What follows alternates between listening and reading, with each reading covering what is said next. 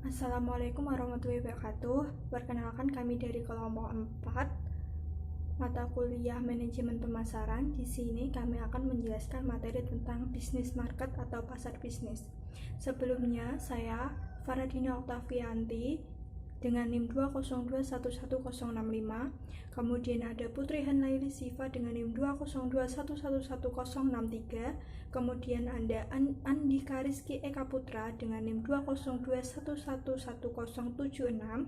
Dan ada Ibrahim Yahya Kusuma dengan NIM 202111086. Saya Faradina Oktavianti dengan NIM 202111065. Pasar bisnis adalah semua organisasi yang membeli barang atau jasa untuk dipergunakan dalam memproduksi produk atau dengan tujuan dijual lagi dan atau disewakan kepada pihak lain dengan mengambil keuntungan. Pasar bisnis sangat besar. Faktanya, pasar bisnis melibatkan lebih banyak uang dan barang daripada pasar konsumen. Pasar bisnis mirip dengan pasar konsumen. Keduanya melibatkan orang-orang yang mengambil peran pembelian dan membuat keputusan pembelian untuk memuaskan kebutuhan. Namun, pasar bisnis berbeda dalam banyak hal dari pasar konsumen. Perbedaan utama terletak pada struktur permintaan pasar, sifat unit pembelian dan jenis keputusan, serta proses keputusan yang terlibat. Karakteristik pasar bisnis. Pasar bisnis memiliki beberapa karakteristik. Yang pertama adalah pembeli yang lebih sedikit, namun mayoritas pelanggan tersebut melakukan pembelian dalam kapasitas yang besar.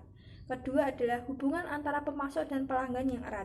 Ketiga, pembeli yang terkonsentrasi kepada geografis. Yang keempat adalah permintaan turunan. Kelima, permintaan yang tidak elastis. Yang keenam, yang dimaksud tidak elastis di sini adalah tidak selalu dipengaruhi oleh perubahan harga. Yang ketujuh adalah pembelian secara langsung tanpa perantara.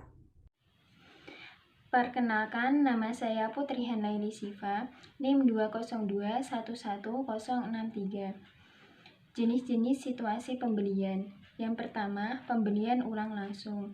Jenis ini, pembeli melakukan pembelian atau memesan ulang persediaan dalam jumlah banyak secara rutin serta memilih pemasok dari daftar yang disetujui.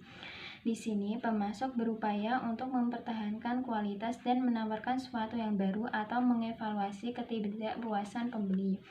Pembelian ulang yang dimodifikasi. Pembeli ingin memodifikasi spesifikasi produk, harga, persyaratan, atau pemasok. Pemasok dalam daftar menjadi gugup dan harus melindungi produknya, sedangkan pemasok lain melihat peluang bisnis baru imbas dari modifikasi tersebut. Perusahaan yang membeli produk atau jasa untuk pertama kalinya. Dalam hal ini, sebuah perusahaan menghadapi situasi tugas baru. Situasi tugas baru adalah peluang dan tantangan terbesar pemasar. Pemasar tidak hanya mencoba menjangkau sebanyak mungkin pengaruh pembelian utama, tetapi juga memberikan bantuan dan informasi. Jenis ini cenderung membutuhkan waktu lama untuk mengambil keputusan. Peserta dalam proses pembelian bisnis. Yang pertama, pengguna. Anggota organisasi yang akan menggunakan produk atau layanan.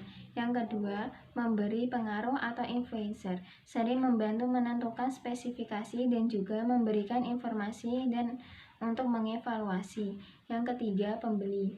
Pembeli memiliki wewenang formal untuk memilih pemasok dan mengatur syarat pembelian.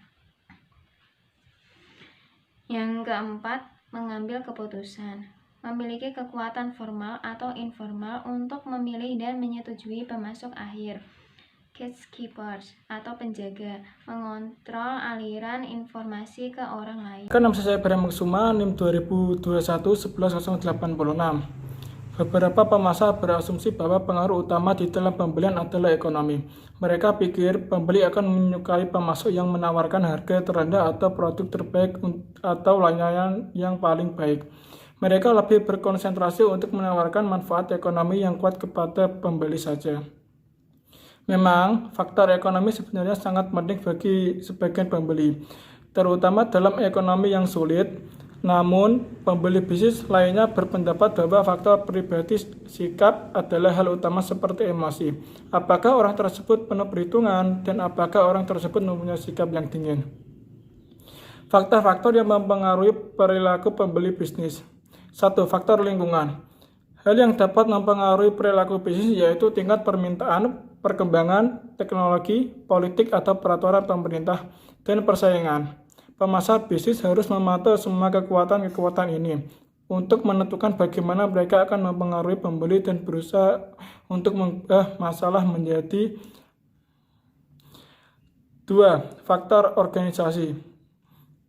Yang pertama, peningkatan kelas departemen pembelian karena tekanan persaingan sekarang ini menyebabkan banyaknya perusahaan meningkatkan kelas departemen pembelian dan menaikkan jabatan pemimpin menjadi wakil direktur. 2. Pembelian yang terpusat. Sebagai besar pembelian dilakukan oleh divisi yang berbeda-beda karena kebutuhan mereka yang berbeda-beda. Pembelian yang terdesentralisasi untuk barang-barang bernilai kecil, perusahaan melakukan pemusatan proses pembelian. Mereka juga mendesentralisasi beberapa operasi pembelian dengan memberikan wewenang pada pegawai untuk membeli barang-barang bernilai kecil. Yang keempat, kontrak panjang. Pemasar bisnis menyediakan sistem elektronik data interchange EDI atau pertukaran kartu elektronik bagi pelanggan. Assalamualaikum warahmatullahi wabarakatuh. Kenalkan, nama saya Andika Rizky Kaptra Prabantono, NIM 2021-11076. 3. Faktor antar pribadi. Pusat pembelian biasanya terdiri dari beberapa peserta dengan minat, wewenang, status, empati, dan daya bujuk yang berbeda-beda. Tidak mungkin jika pembeli dapat mengetahui sifat dari setiap kelompok di dalam mengambil keputusan. Padahal, jika informasi pribadi dapat diketahui membuahkan manfaat. 4. Faktor individu. Setiap peserta dalam proses pembelian memiliki motivasi, persepsi, dan preferensi pribadi. Mereka dipengaruhi oleh umur, penghasilan, pendidikan, jabatan, kepribadian, sikap terhadap resiko, dan juga budaya. Sehingga setiap individu memiliki gaya pembelian yang berbeda. Proses keputusan pembeli. Step pertama, pengenalan masalah. Pengenalan masalah dapat dihasilkan dari rangsangan internal dan eksternal. Step 2, deskripsi kebutuhan umum. Pembeli menyiapkan deskripsi kebutuhan umum yang menggambarkan karakteristik dan jumlah barang yang dibutuhkan. Step 3, atau spesifikasi produk. Proses ini biasanya menggunakan bantuan tim teknis analisis nilai. Tim memutuskan karakteristik produk terbaik dan menentukannya. Step keempat, pencarian pemasok. Pembeli dapat menyusun daftar kecil pemasok yang memenuhi syarat. Step 5, permohonan proposal. Pembeli mengundang pemasok yang memenuhi syarat untuk mengajukan proposal. Pemasar bisnis harus terampil dalam meneliti, menulis, dan mempresentasikan proposal sebagai tanggapan terhadap pembeli permintaan proposal. Step 6, pemilihan pemasok. Di tahap ini adalah tahap meninjau proposal dan memilih pemasok sesuai kriteria meliputi kualitas produk dan layanan, reputasi, pengiriman, perilaku perusahaan yang etis, komunikasi yang jujur, dan harga yang kompetitif. Step 7, spesifikasi pesanan rutin. Spesifikasi ini meliputi jumlah yang dibutuhkan, waktu pengiriman, kebijakan pemberian, dan garansi. Step 8, tinjauan kinerja. Pembeli dapat menghubungi pengguna dan meminta mereka untuk menilai kepuasan mereka. Tahap ini membuat pembeli melanjutkan, memodifikasi, atau membatalkan perjanjian.